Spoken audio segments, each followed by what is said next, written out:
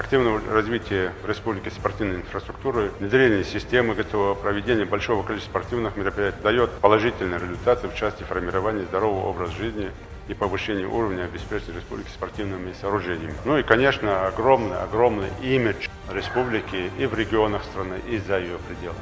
Делать на это упор и развивать и олимпийские виды спорта, особо уделяя на это внимание и ресурсы, и, конечно, не олимпийские виды спорта, почему? Потому что там тоже участвует огромное количество нашей молодежи, наших людей. Растет число жителей, регулярно занимающихся спортом, которое достигло уже на сегодняшний день почти 17%. По итогам 2018 года это было 2,3%.